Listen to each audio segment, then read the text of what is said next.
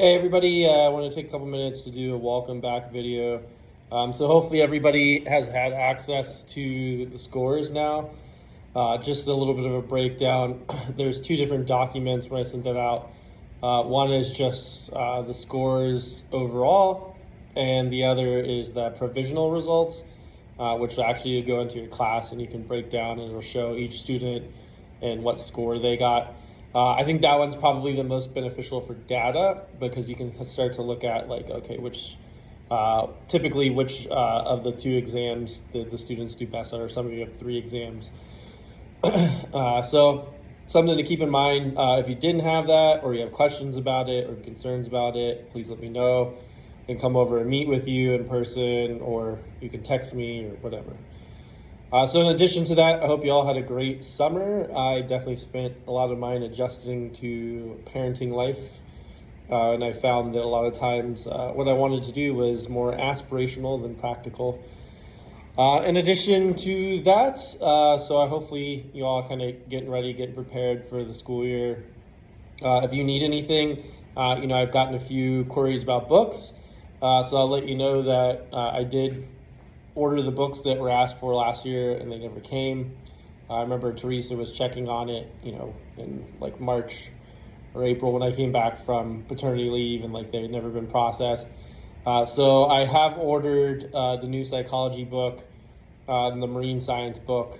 Thus far, I put in for the U.S. history book, and I know Ms. Coker needed some science books. So if anyone else needs books, please let me know. I'll be working on that today, or whenever I need to do it. And I'm just going to have to keep following up. Unfortunately, accounts receivable really isn't the best with that kind of thing. It's a little frustrating. I know it might sound like I'm passing the buck, but trust me, if you've ever dealt with them before, it's extremely frustrating. Anyway, so other than that, I'm just here to support you. One of the most important things I can really say is that you really should have access to School Support Hub. If you don't know how to kind of navigate it and that kind of thing, I'm going to throw up a YouTube video here sometime, maybe today or tomorrow, where I just kind of go through a few things. There's something on there called grading thresholds, where it'll show you what the actual passing score was, and moreover, it'll show you the syllabus that you're going to want to post on Canvas will be on there. They have a schema of work, which is just kind of like a suggested track for how to teach the class. Although with Cambridge, as most of you probably know, it's a lot more open about how you go about that.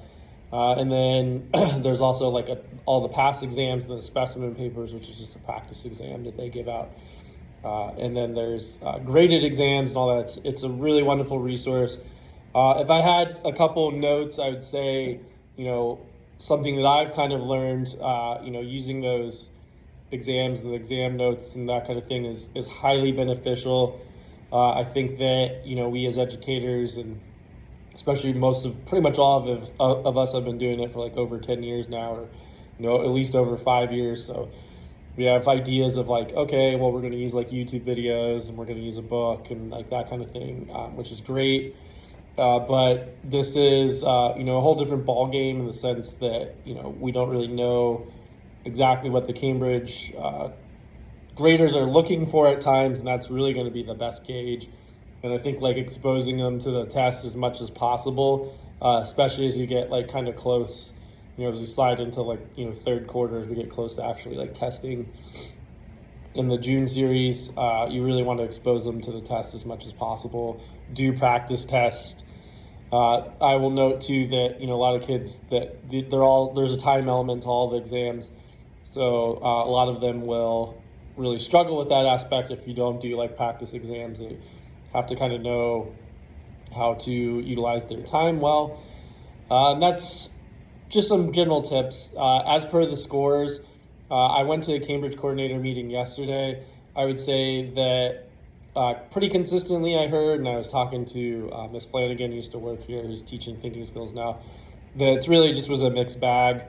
So if you weren't incredibly happy with your score, just know that there was definitely some frustrations that were, exerted by, some of the coordinators as to like, okay, well, I had the same teacher teaching the same class and their score dropped 30 points and things like that like happened. So a little frustration directed actually at Cambridge as per like their grading and all that. And definitely just a dip overall, I would say, in like the bell curve.